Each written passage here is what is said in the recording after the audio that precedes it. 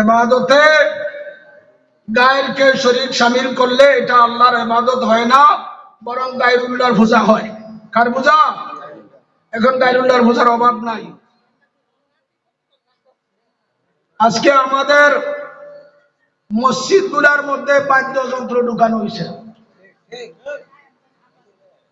এই যে মাইক সবচাইতে বড় বাদ্যযন্ত্র।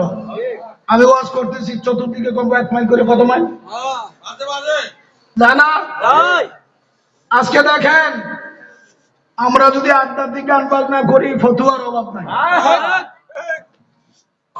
জাহান্নামে হয়ে গেছে,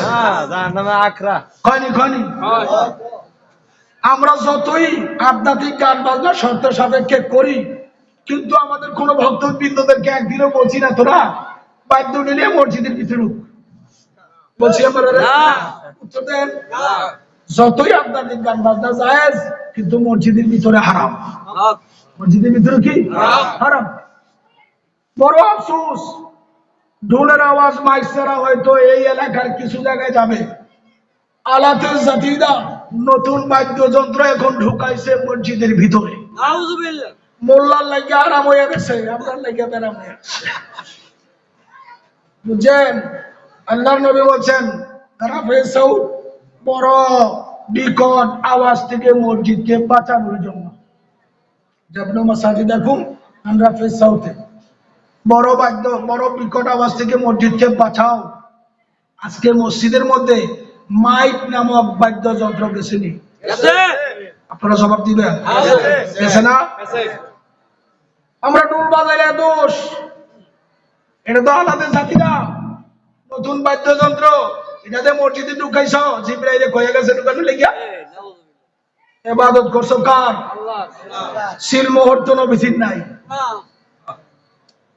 আমরা আধ্যাত্মিক গান বাজনা করার, যেমন বাবা হুজুর কেবলা প্রথম জীবনে ভুক্কার জাতি উচ্ছেদ গান বাজনার প্রথম গান বাজনার বিরুদ্ধে কিতাব লিখছে।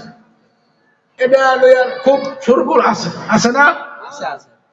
কোন গান বাজনা আছে? এই গান বাজনার দ্বারা বেগানা নারীর দিকে তোমার হৃদয় চলে যাবে, জিনার উৎপত্তি হবে, অশ্লীল গান বাদ্য যত প্রকার আছে ইত্যাদি হারাম। যাত্রা, থিয়েটার, রূপবান, তাজেল মাজেল, কত কিছু, নাটক মাটক কত কিনা, ইত্যাদি গান বাজনা হারাম। হেদায়েত কিতাবে আসছে, যদি হারাম গান বাদ্য, গানটাও হারাম, বাদ্যটাও হারাম, আর এটাকে যদি লাজিজ, কি স্বাদ লাগছে, কি মজা লাগছে, বাবা কাবে লাজিজ কফরুন, স্বাদ অনুভব করলে কাফের হবে। আজকে অন ইসলামিক গান বাদ্য হয় কিনা? আমি যদি কইতাম যাই আরো বড় কাছে হইয়া যাই।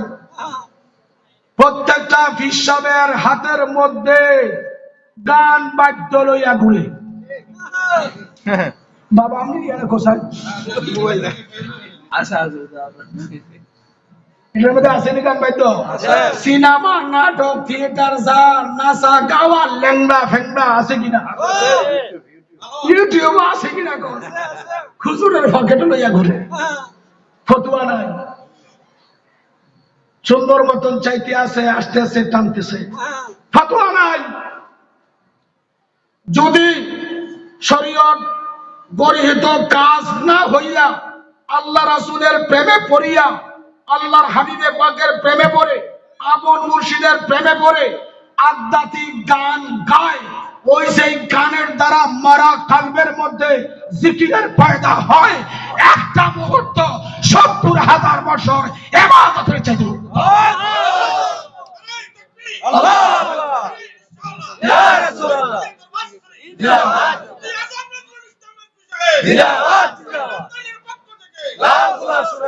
অনুরোধ করব, যারা আপনারা করেন না, আপনাদের সাথে আমাদের কোনো দ্বন্দ্ব নাই, করেন না।